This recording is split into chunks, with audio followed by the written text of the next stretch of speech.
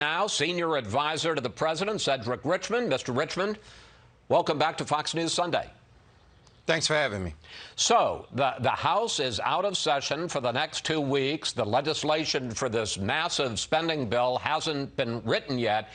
Here was President Biden on Friday. I'm telling you, we're going to get this done. It doesn't matter when. It doesn't matter whether it's in 6 minutes, 6 days, or 6 weeks. We're going to get it done.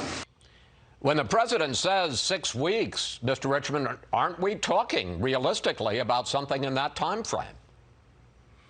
Well, no, we don't have a time frame on it. This is just about delivering and making sure that we deliver both bills to the American people because it meets their needs. So we're not using an artificial timeline, and we're not concerned with process. We're concerned about delivering. But you can't deliver until you complete the process. The president has, at various points, been, frankly, all over the map on whether or not the infrastructure bill and the big social spending bill are linked. First, they weren't. Then they were. And as of Friday, they are again. Well, the president wants both bills, and he expects to get both bills. Nancy Pelosi, the speaker, has said that they're going to pass both bills, and we believe that because we know that both bills are very popular and both meet the needs of the people right now. And so we're going to continue to work on both, keep our heads down, and make sure that we deliver. But would you agree that at this point, both the moderates in the Democratic Party have a veto over the spending bill, in effect, and the progressives in the party have a veto over the infrastructure bill? Well, their future may be intertwined a little bit. We don't necessarily agree that it is that they're mutually exclusive, but the point is very simple. It is we need to make sure that we look at all of the programs that we need to deliver, create a bill, and so that we can get it passed through the Congress. And I think it's really just that simple. So the president on Friday told the House Democratic caucus, and especially the progressives, they're going to have to come down on the price tag for that big social spending bill from $3.5 trillion, what they had been talking about, to more in the neighborhood of $2 trillion, still a pretty pricey neighborhood, which is still even more than Senators Manchin or Sinema are talking about. My question is this. As the president talks about bringing the price tag down by at least $1.5 trillion, does he want to eliminate some of the proposed new programs that were included in this measure, or is he talking or thinking about funding all of them, but at a reduced level and, frankly, for a shorter time period? In other words, with an expiration date, which, as you know as well as I, as a former member of Congress, that's an old budget gimmick here in Washington. I'll tell you that those decisions will be made in conjunction with members of Congress, but there is unity of purpose. Everybody wants to bring down the cost of prescription drugs and health care and expand it so more people have it. We want to make sure that we do the child tax credit and that we make sure that we cut taxes for working families. Those are things that the entire Democratic caucus are united about. And so we don't look at this as a number.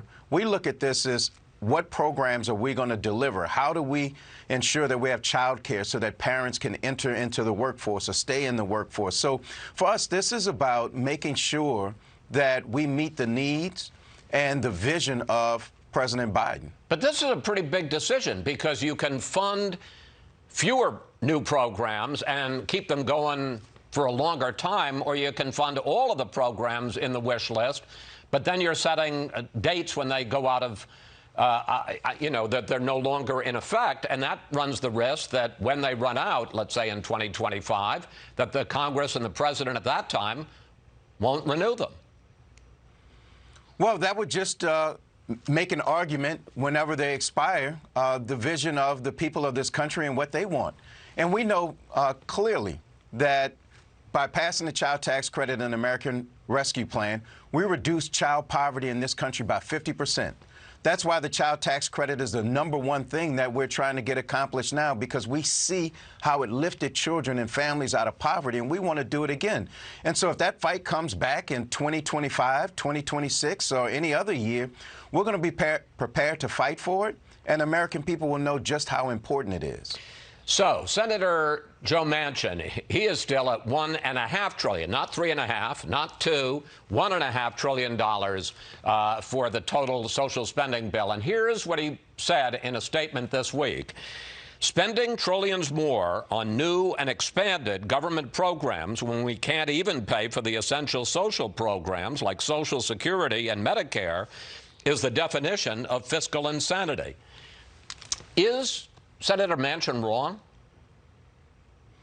Look, I won't say that Senator Manchin is wrong, but I will say that this administration, we know what we need to do. We need to deliver for the American people. 17 Nobel laureate economists said that if we pass both of these plans, we would reduce inflation.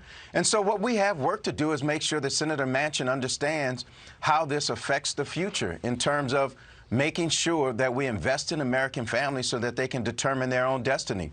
We think we have unity of purpose with Senator Manchin.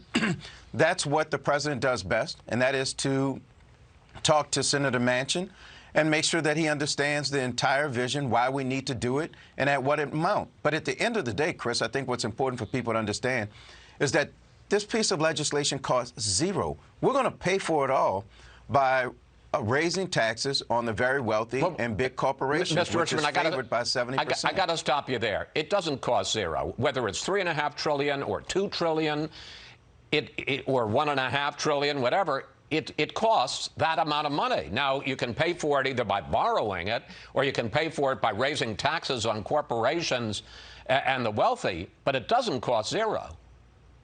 At the end of the day, it will cost zero because we're going to pay for it. Now, if you go back and look at the Trump tax cuts, which weren't paid for, they cost billions and billions, but we're going to pay for everything we spend here.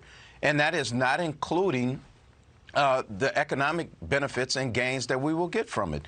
And we know what we're doing. If you look at the American Rescue Plan, the economy grew faster than it's grown in the last 40 years. We created more jobs than any administration in the history of this country. The president has a vision. He knows what he's doing. He's going to deliver for the American people.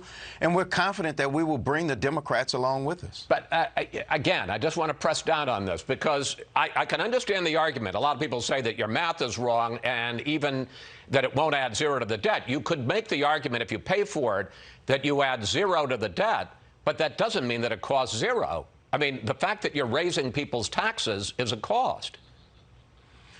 Well, we're also reducing taxes in this piece of legislation. It's 50 million Americans are going to get a tax cut in this piece of legislation. But net, net, if you pay for it, working families. But net, if it's a $2 trillion spending plan, net, it costs $2 trillion. Well, I'm not necessarily sure about that, Chris.